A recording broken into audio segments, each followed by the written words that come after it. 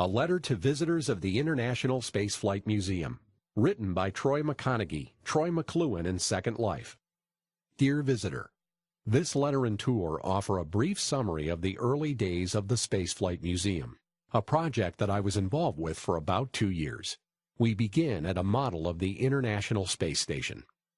It was built by Gamel Goodfellow, and Canker Greenacre built the space shuttle that's docking with it. The reason that I'm starting with a space station is that another space station inspired the founding of the Spaceflight Museum.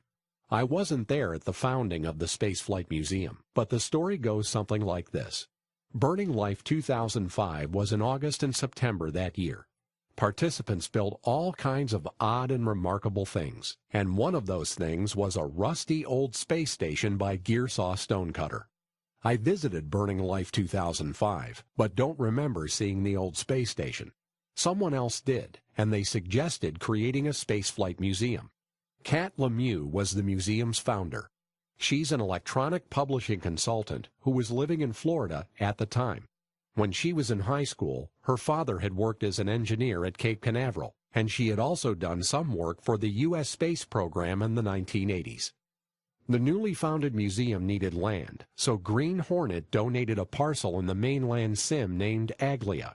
That first parcel was very laggy, so Nash Rambler donated a parcel in Nessus. Even more exciting, a real estate mogul promised to donate a whole private sim once the museum got going. This is one of the museum's first exhibits. It's a model of the Viking landers that visited Mars in 1976. It was built by Canker Greenacre. I once showed this model to Corey Linden, the creator of the Linden scripting language. He said that his dad had been involved in the design of the cameras on the Viking landers. In October of 2005, I did a search for museum or something like that. I found the Spaceflight Museum in Nessus and thought it was cool. I love museums and have always been interested in space and science. I signed up to help and also started going to the weekly planning meetings. One of the first things I did was make signs for the rockets, spacecraft, and other exhibits that had been accumulating. Visitors who clicked the sign would be given a note card with an explanation of the exhibit. Many of those note cards are still in the signs today. Here we see another of the first exhibits, a robotic arm. If you click the buttons on the control panel, you can make the various joints rotate. The robotic arm was built and scripted by Gearsaw Stonecutter, who's something of a scripting wizard. Gearsaw has since become an expert on using 3D Studio Max to create elaborate low-prim homes using Sculpties. You can find his stuff if you do a search for the Gadget Shop and Quality Homes. Most of the rockets at the Spaceflight Museum were made by Jimbo Perhaps, an engineer and graphic designer in Canada. In fact, Jimbo was making new rockets so fast that we were running out of land in Nessus. We started putting new exhibits on a temporary platform floating above an Aglia parcel owned by Kat Lemieux.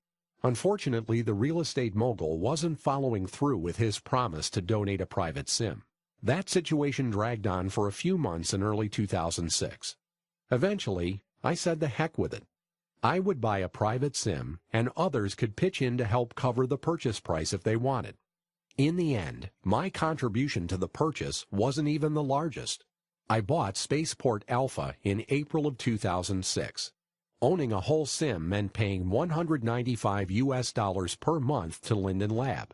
We had to act fast to do some fundraising.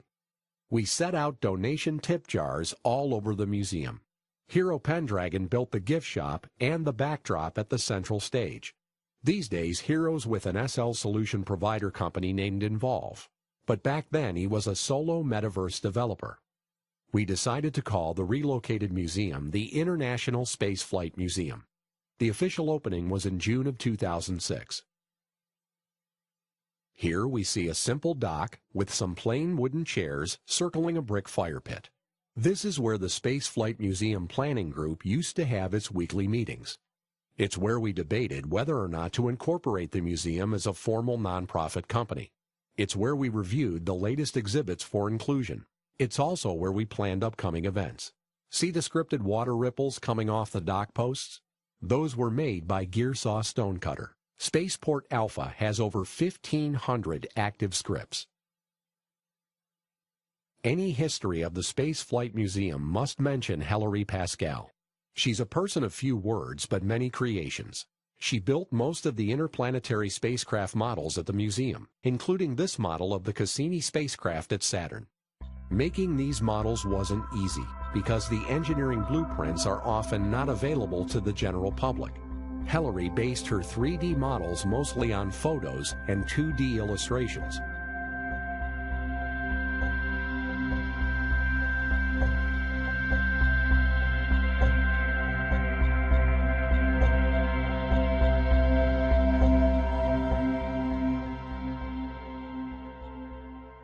Here we see a giant map of Kennedy Space Center and Cape Canaveral, Florida.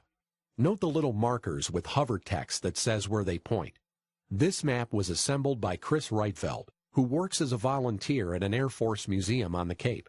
Across the water to the east is Spaceport Bravo, the museum's second sim.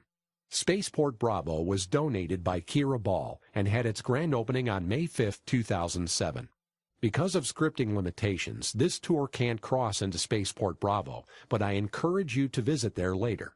You'll see a Saturn V rocket by Da Vinci Doctorow, a detailed model of the space shuttle by Jimbo Perhaps, and a model of the vehicle assembly building by Chris Reitfeld. There's also a second gift shop and the current meeting rooms of the Spaceflight Museum Planning Group. Today, Spaceport Bravo is funded by an anonymous private donor. People from NASA first started looking at using Second Life seriously in mid-2006. They often visited the Spaceflight Museum and used it as a demonstration of what's possible. Today, NASA has several sims in Second Life. I should note that the Spaceflight Museum gets no funding from NASA or any other federal agency. The International Spaceflight Museum incorporated as a real nonprofit company at the end of October in 2006. Kat Lemieux was the first president, and I was the first vice president.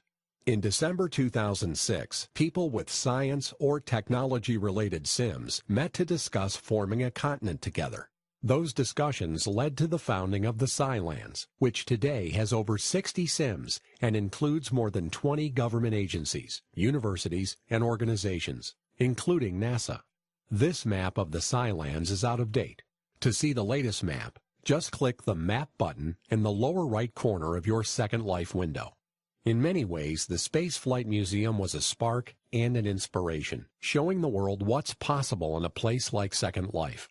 Today, many of the early contributors to the museum have moved on to other things. I'm no longer involved in any formal way, but I still visit from time to time and reminisce about the early days. If you'd like to get involved with the Spaceflight Museum, please contact Paradox Olbers. That concludes my overview of the early history of the ISM.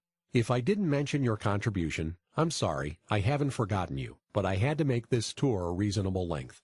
Sincerely, Troy McConaughey, Troy McLuhan in Second Life. Dated January 22, 2010.